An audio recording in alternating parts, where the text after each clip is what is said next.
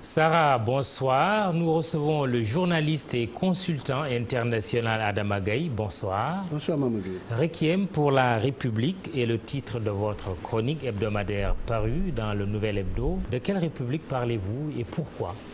Mais je parle du Sénégal. Je pense que ce qui s'est passé ces derniers jours, les conditions presque loufoques de la libération de Karim Wade, les deals qui sont subordonnés. Vous êtes affirmatif? Je ne suis pas affirmatif. Écoutez, quand même, on peut voir à peu près que des choses souterraines ou presque, on puisse se produire.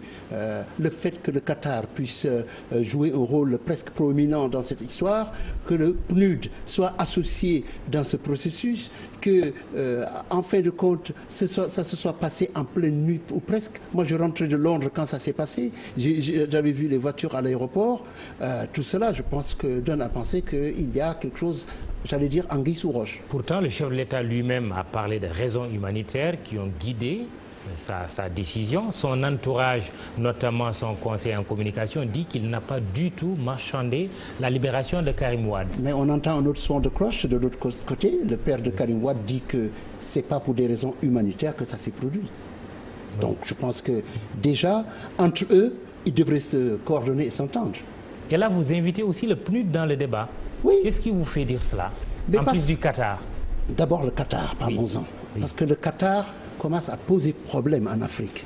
On l'a vu impliqué dans les histoires de corruption, dans les histoires de IAAF, l'athlétisme africain, dans la Coupe du Monde, les conditions de son attribution. On sait que le Qatar a des ambitions extraordinaires depuis qu'il s'est arrangé pour créer Al Jazeera, accueillir le cycle de Doha sur les négociations commerciales en 2001, organiser les Doha Debate en invitant Tim Sébastien, l'ancien journaliste de la BBC, en recrutant des journalistes de la BBC pour créer Al Jazeera. Et j'en passe, n'est-ce pas?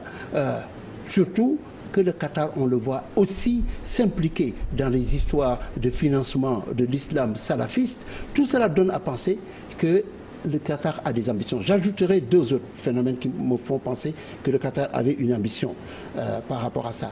La première chose, c'est que récemment, j'étais à une conférence à Addis Abeba, au forum de Tana, et en marge, il y avait donc une conférence organisée par le Munich Security Conference, qui est la plus grande conférence sur les questions de sécurité. Et à cette occasion, dans la salle où nous étions, il y avait l'ancien Premier ministre qatari, M. Ahmad Al-Thani, qui était là et qui a tenu à prendre la parole. Je me dis, mais ces gens-là ont une ambition sur le continent africain. Et dernier élément, toujours par rapport au Qatar, on peut également souligner qu'il peut être mu par des ambitions d'une diplomatie gazière, avec les importantes découvertes de gaz au Sénégal. Quel est le lien dans tout ça entre ce que vous dites et la libération de Karim Wade?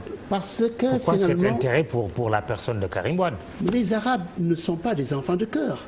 Depuis les premiers chocs pétroliers de 1973, on sait qu'ils n'ont pas été toujours généreux. Que le Qatar, d'un seul coup, intervienne avec une telle insistance pour jouer les médiateurs au Sénégal, ce n'est pas pour la beauté des yeux des Sénégalais. Donc, ils savent très bien qu'il y a un avenir en Afrique, notamment dans un pays qui a découvert du pétrole et du gaz, et que le Qatar, étant avec l'Iran et la Russie, parmi les grands exportateurs de gaz naturel liquéfié notamment, que le Sénégal peut être un pays intéressant pour le Qatar. Vous parlez aussi du PNUD. Oui, affirmatif. Et là, je pense qu'il y a un danger d'une PNUDisation du Sénégal. Parce que le gouvernement du Sénégal a commis, à mon avis, une erreur gravissime de confier au PNUD le programme d'urgence pour le développement communautaire en donnant l'argent du Sénégal, plus de 113 milliards de francs CFA, et aussi en promettant au PNUD de lui donner davantage.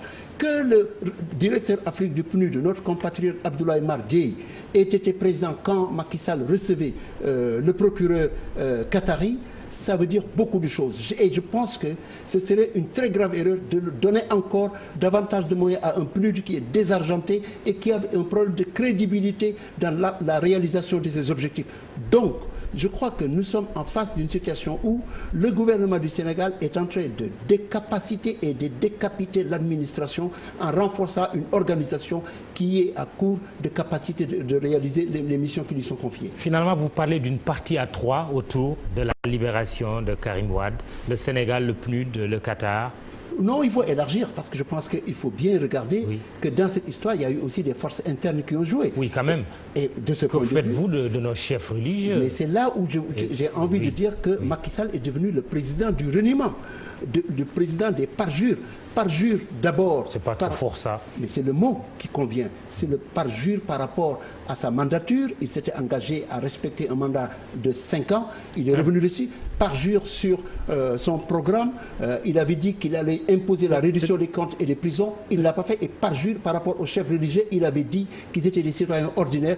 Or, il compte sur eux pour régler les problèmes des enseignants et également régler cette question de Karim Wade. Macky qui gracie quand même Karim Wade lui-même qui se positionne comme alternative, Idrissa Seck qui parle de deal international, Tanor Dieng qui fait face à une vague de contestation au sein de son parti au moment où il est pressenti à la présidence du HCCT, Niass qui se voit obligé de proposer 4 noms au président de la République pour la nomination des 7 membres du Conseil constitutionnel alors que la réforme prévoyait la désignation par le président de l'Assemblée nationale de 2 des 7 membres du Conseil constitutionnel. Quelle est votre lecture de ce tableau? Mais écoutez, moi j'ai l'impression que vous me parlez de chevaux de retour.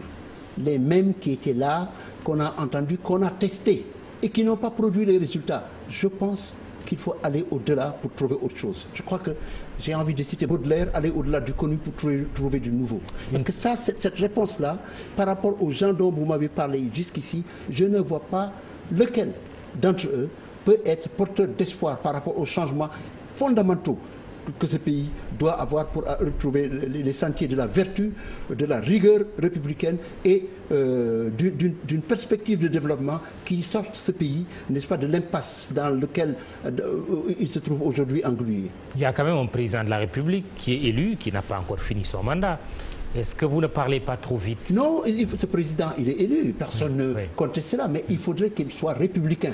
Il faudrait qu'il cesse ses manœuvres souterraines, qu'il cesse ses parjures, ses revirements à n'en plus finir. Et il faut surtout qu'il organise des élections, qu'on ne vienne pas nous dire demain que voilà, les législatives vont être reportées. Non, il faut que le calendrier républicain, que la légalité et les normes républicaines reviennent en première place dans ce pays, dans les faits, pas dans la rhétorique. Une troisième voie est vraiment possible entre le pôle libéral et le pôle socialiste, même s'il y a une tendance à la confusion des deux. Vous savez, le monde est en train de changer. Regardez le Brexit, ce qui s'est passé. J'étais à Londres il y a quelques jours à une conférence de Chatham House où on parlait du développement et de toutes ces grandes questions. Quand Philippe Hammond, un ministre britannique du développement, est venu et qu'il a parlé, développé toutes les thèses pour montrer la voie que les Britanniques, le bon sens qu'ils devaient suivre, les gens ne les ont pas suivis. Il faut savoir qu'à l'ère de l'Internet, à l'ère de toutes ces mutations du World Wide Web, n'est-ce pas? Ce qui se passe aujourd'hui, il faut reconnaître que les gens ont une capacité, un pouvoir, et vous ne pouvez pas limiter les choses simplement à des états-majors, à des cercles déjà désignés qui ont été là depuis 40 ans ou plus 50 ans et qui doivent revenir. Il faut que les Sénégalais se donnent également la capacité d'une marge de manœuvre additionnelle pour sélectionner ceux qui pourront leur apporter espoir. Le Brexit, parlons-en. L'Union européenne, c'est maintenant 28-1. Avec ce qui s'est passé avec le référendum britannique. Il y a aussi un autre continent, c'est l'Amérique, avec un Donald Trump qui pourrait, dans l'absolu, être élu président de la République. Votre analyse de cet autre tableau? Mais c'est extraordinaire. Nous sommes en train de vivre quelque chose que j'ai envie d'appeler la démondialisation. Je ne vais pas aller trop loin en besogne, mais les signes sont là quelque part. L'Amérique est en train de se replier si on entend le discours, j'allais dire, poujadiste qui est tenu par Donald Trump ou Mme Hillary Clinton à un degré moindre. On voit également en France la montée en puissance de Mme Le Pen et même Sarkozy et autres tiennent le même discours. En Grande-Bretagne, Boris Johnson qui a gagné n'a pas tenu un autre discours que celui-là. Donc chacun est en train de dire nous nous replions sur nos frontières. Small is beautiful. Mais il y a quand même un maire pour Londres d'origine pakistanaise. Oh, écoutez, ce sont des Britanniques. Ne vous trompez pas. Par contre, là où il y a des replis ailleurs, cette tendance vers une forte sorte de démondialisation, vous avez de notre côté la Chine qui a sa route de la soie, la route maritime, et qui veut englober l'Afrique en voulant y établir des bases militaires, en voulant construire des infrastructures. Attention, il faut vraiment évaluer ce partenariat avec la Chine aussi. Bien sûr qu'il faut Même évaluer chez ça. nous, on a vu que la Chine est impliquée dans la coupe de bois en Casamance. Et parfois, il y a des promesses qui sont faites qui ne sont pas tenues. Moi, Je vous ai dit un jour ici que lorsque j'étais au sommet Chine-Afrique qui s'est tenu à Johannesburg au mois de décembre dernier, j'ai rencontré un conseiller du ministre des Finances qui m'a dit « Ah, on va signer un accord de 5 milliards de dollars pour financer le chemin de fer Dakar-Kidira ». Ça n'a pas été fait. Donc parfois les promesses ne tiennent pas à grand-chose. Et aussi on le voit également dans le PSE où certaines promesses qui étaient faites à l'époque en février ou je pense 2014, l'argent n'est pas venu. Donc les promesses tiennent pour ceux qui y croient. Il faut que l'Afrique maintenant s'asseye et qu'elle commence à se poser des questions. Justement, l'Afrique n'a qu'à s'en prendre à elle-même. Il y a ce prochain sommet de l'Union africaine prévu à Kigali au mois de juillet.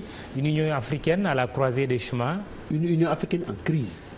D'abord, crise d'identité, parce qu'aujourd'hui, les gens ne s'y retrouvent pas forcément. On a l'impression qu'elle ne s'occupe que des affaires d'État, à distance, des problèmes des peuples. Aujourd'hui, vous avez les revendications des sociétés et des peuples qui ne sont pas nécessairement ce qu'attendent ces États-là. L'État-nation westphalien n'est pas forcément, n'est-ce pas, l'État qui domine. Deuxième chose, c'est une organisation qui a des difficultés. Quand j'étais au sommet de sécurité à Tana, je dînais avec un de mes amis adamadien des Nations Unies. On parlait de la crise financière des Nations Unies, de l'Union africaine, pardon, qui n'a pas les moyens de financer même son budget aujourd'hui.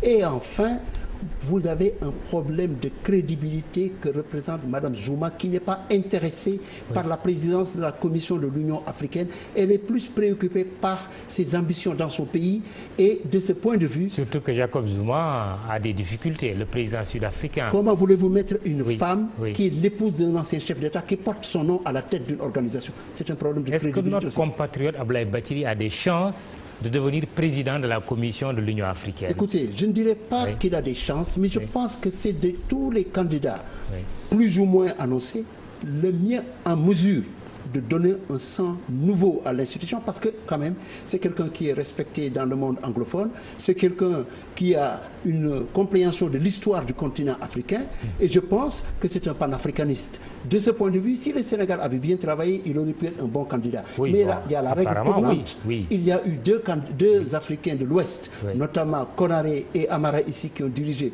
l'Union africaine. Déjà, la Guinée équatoriale dit « Nous ne voulons pas d'un militant comme Bathily ». Et enfin, les gens d'Afrique australe disent « C'est notre tour, Mme Zuma n'a eu qu'un seul mandat, il faudrait qu'on ait d'autres candidats de la région qui puissent continuer ». Et de ce point de vue, ce sont des obstacles qui se posent à cette bonne candidature qu'est celle d'Abdoulaye Bathily, si jamais elle était présentée, évidemment. À suivre. Merci. Adama Gaye, consultant international. Vous permettez que je dise à vos téléspectateurs pardon, et je les pardonne aussi, parce que c'est la période de Ramadan, c'est le moment de passer à ce devoir-là. Merci. Adama Gaye était notre invité ce soir. Demain, le rendez-vous, c'est avec Antoine Diouf. Bon dogu, excellente soirée.